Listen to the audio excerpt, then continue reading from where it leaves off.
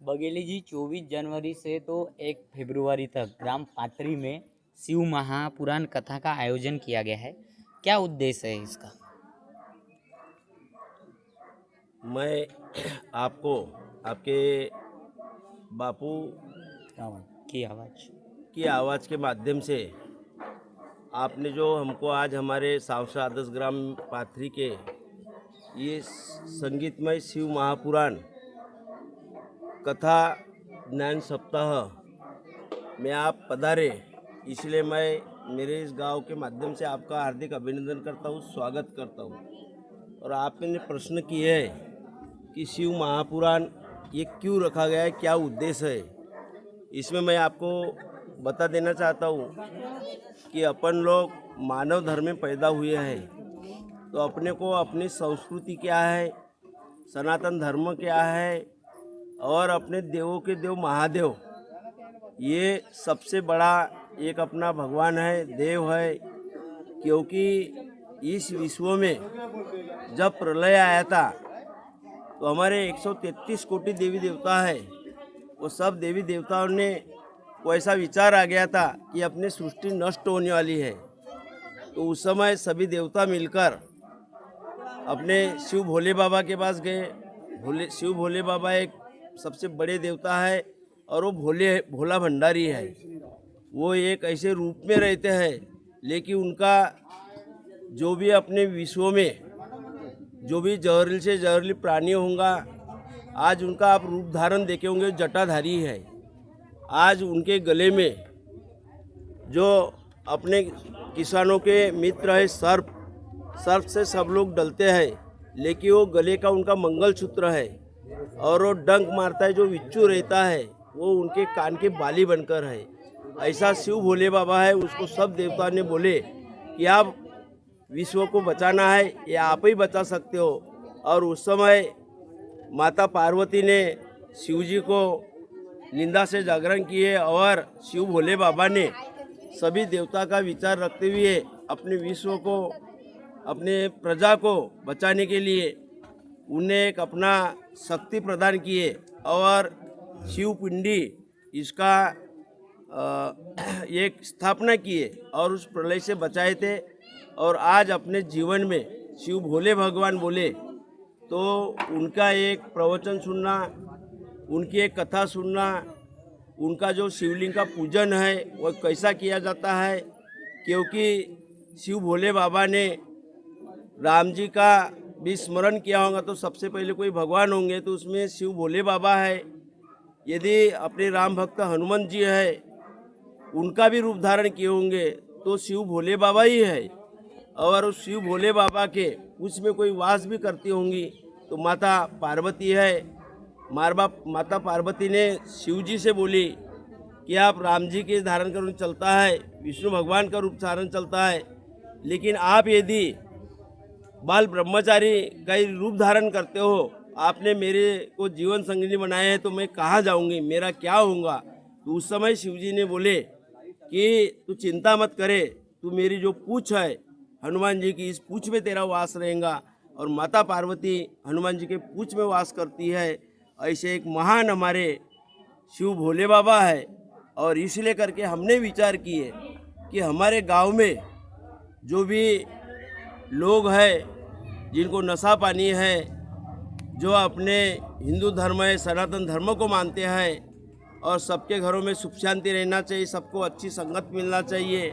और इसलिए हमने हमारे यहाँ पर गांव की एक सभा लेकर, दौंडी देकर, हमारे ये एक ध्यान मंदिर है मुठवा चौक में, राष्ट्रसंत तुकडोजी महाराज की समाधि है, यहाँ पर स्थापना मूर्ति की है हमने। और इस चौक में एक सुंदर सा चौक है, यहाँ हमने विचार किए कि लोग भागवत करते होंगे, शिव पुराण करते होंगे, लेकिन मेरे को कई जगह ऐसा दिखता है कि जो पंडित जी रहते हैं उनका विचार, और मैंने विचार किया कि कोई भी हो जाए, अपन अपने संस्कृति जपना होगा तो अपने को बामन पुत्र मिलना चाहिए।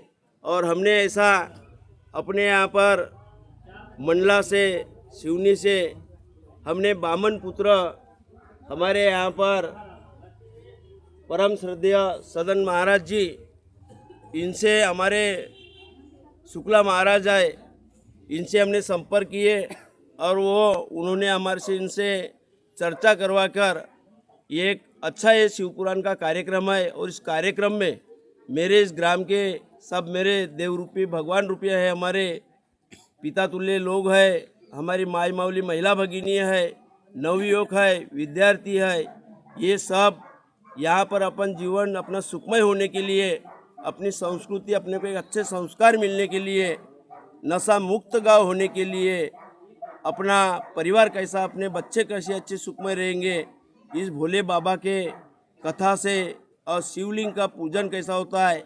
और सचमुच हमारे महाराज जी इतनी अच्छी ये शिव पुराण का कथा वाचन करते हैं, सिर्फ नाच गाना ही मनोरंजन ही नहीं, तो डेली 24 तारीख से सुबह से इस गांव को के जो ग्राम देवता है सभी को कलश यात्रा निकाल के एक गांव को भ्रमण किए, सभी देवता का पूजन किए और उस देवी देवता को अपन जो भी कार्य करते हैं उनका आशीर्वाद मिलना चाहिए, उनकी प्रेरणा मिलना चाहिए, ऐसा करके पूरा गांव भर भ्रमण किए। और आज हमारे 2 दिन हो गए, 25 और 26 तारीख को यहाँ पर 26 तारीख का एक जो अपन ने गणतंत्र दिवस मनाए, उस गणतंत्र दिन पे भी उनने ऐसी सुंदरता विचार रखे, क्योंकि हमारा जो गणतंत्र दिन है अपन जो मनाते हैं, जो झंडा वंदन करते हैं, उस झंडा वंदन में 3 कलर रहते हैं।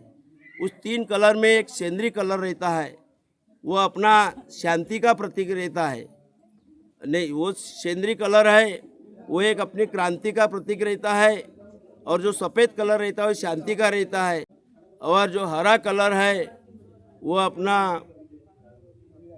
प्रेरणा देने वाला रहता है। उसी माध्यम से देखा जाए तो सेंद्रीय कलर है, दोनों रूप से देखा जाए तो एक हिंदू धर्म का है और सफ़ेद कलर है ईसाई धर्म का है, और हरा कलर है ये मुस्लिम कलर को माना जाता है।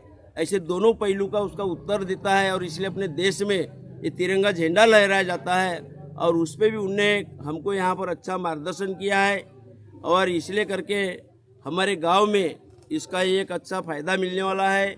सभी के घर में सुख शांति आने वाली है। सबको ये पूजा पाठ अपने जो धर्म में अपने जो पूर्वज हैं ये सभी का नियम है, वो अपना इस हमारे यहाँ के महाराज जी जो शिव पुराण कथा है उसका उनको अभ्यास है, और उसमें डेली वो अपन जिस प्रकार से एक टीचर अपने बच्चों को पढ़ाता है और वो बच्चा पढ़ता है क्या नहीं, उसको समझा क्या नहीं, टीचर ध्यान देता है, उसी प्रकार हमारे महाराज जी भी अपने इस कथा में अपने को जो बताते हैं, वाचन करते हैं, उसके बाद अपने श्रोता से भी अपने शिष्य समझ के उनको पूछते रहते हैं, और ये अच्छी प्रेरणा है।